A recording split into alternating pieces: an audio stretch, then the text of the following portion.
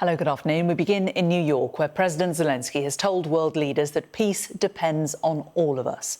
The Ukrainian leader said he'd had a good meeting with Donald Trump in New York when the US president changed his rhetoric, saying that Ukraine could win back land taken by Russia. Volodymyr Zelenskyy told the United Nations action must be taken to stop Russia now, because Putin wants to expand war in Europe.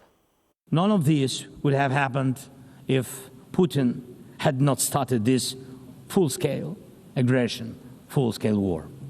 And every year that this war goes on, weapons become even more deadly.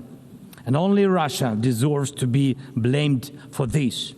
Dear leaders, to protect lives, Ukraine builds underground schools and underground hospitals. To protect lives, we have to spend more on protecting power stations from drone and missile attacks than on building sports facilities or cultural infrastructure. Ukrainian farmers are learning how to protect their equipment from Russia's FPV drone strikes, and for them, that challenge is far greater than climate change. Russia's war has put us in this situation, but do you have protection against similar threats? The facts are simple. Stopping this war now, and with it, the global arms race, is cheaper than building underground kindergartens or massive bunkers for critical infrastructure later.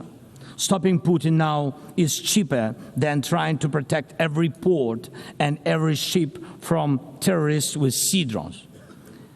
Stopping Russia now is cheaper than wondering who will be the first to create a simple drone carrying a nuclear warhead.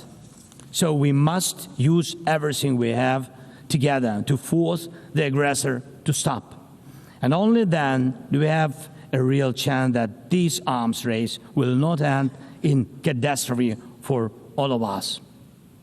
If it takes weapons to do it, if it takes pressure on Russia, then it must be done. And it must be done now. Otherwise, Putin will keep driving the war forward wider and deeper. Well, let's bring in our international affairs editor, Dominic Waghorn, who's in New York for us. And Dominic, the plea for international support for Ukraine against Russia is one we have heard many times before from President Zelenskyy, but today perhaps a little more emboldened by what appears to be President Trump's support.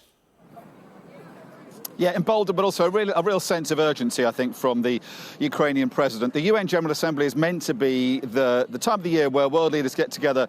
They take a view on the world and they say what we should be most worried about, what the world should do in response to those perils and those dangers, and come up with a plan.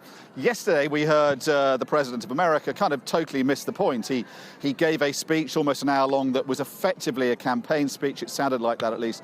And it was aimed very much at his base. His popularity ratings are beginning to flag. And it was a speech in which he said, he was the greatest. He never got things wrong, and he took cheap shots at all his enemies. So he didn't do what actually world leaders are meant to do here.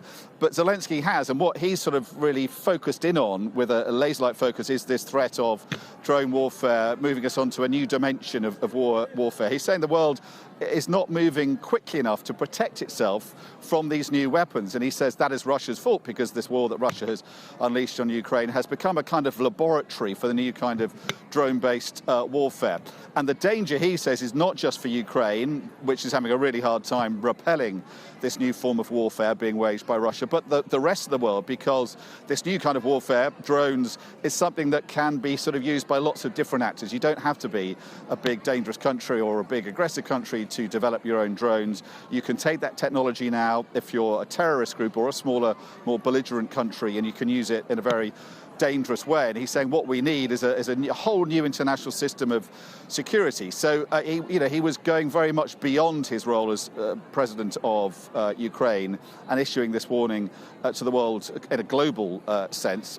And we're going to hear from the Russian Foreign Minister later, Sergei Lavrov, at the end of the week to hear how he responds to these allegations, these accusations from Ukraine, but also how he will respond to what Donald Trump did yesterday, where there was this sort of what looked like a marked dramatic pivot in Donald Trump's attitude to this war. Having always said that Ukraine didn't hold any of the cards, he was then saying yesterday that actually Ukraine could win this war, it could take back all its borders, could actually go further than that and take a chunk of Russia if it wants to. Totally changing, it seems, his view of the war, and giving a lot of encouragement, I think, to the Ukrainians, but also to their European allies who've been hoping for this for a long time.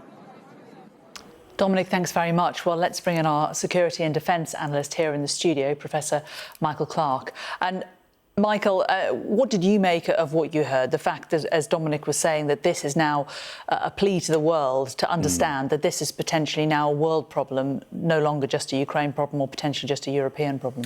Yeah, I mean, what he was saying, Jane, is what analysts have been saying for the last couple of years, that the world is on a pivot at the moment because we've moved from a Cold War certainty to this period of starting in 1989, 1990 of Western domination, which is worn off and worn off. And now the world is moving towards great power politics. And so we've got, four big powers in the world: the United States, Russia, China and India.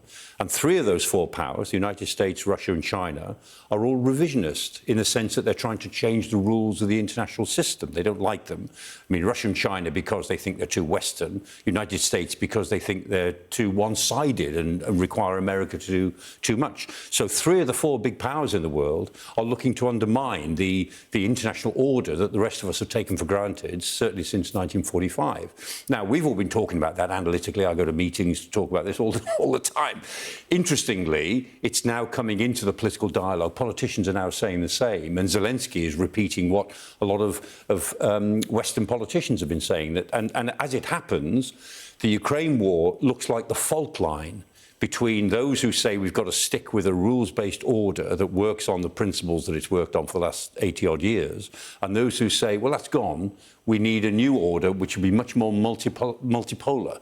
And so states won't be part of groups and alliances. And we know that neither the Russians nor the Chinese nor the United States under Trump, they don't like international organizations.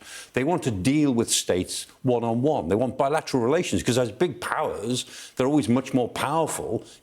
America talking to Germany as a bilateral is much more powerful than America talking to the European Union of 27 states. So Trump really dislikes multilateral organizations, and so do the Russians, so do the Chinese. And that sense that, Zelenskyy said quite a lot about institutions, the importance of international institutions, because we're in a world now where the international institutions are either breaking down or being made irrelevant or are having to evolve into something else. And there are certain times in history, when the world moves with its institutions, and other times when it moves with the sheer power of the big players. And we're moving from an era of 80-odd years where it was very institutionalized. The world was very predictable, very boring, very slow, and that was pretty good, really, into an era where the geopolitical wheels are turning very, very fast, and the institutions are being, in effect, undermined by the big players who don't want to play by those rules. That's what he was talking about, which is, in a way, what a lot of us have been analysing for the last decade. Fascinating stuff, Michael. Thanks very much.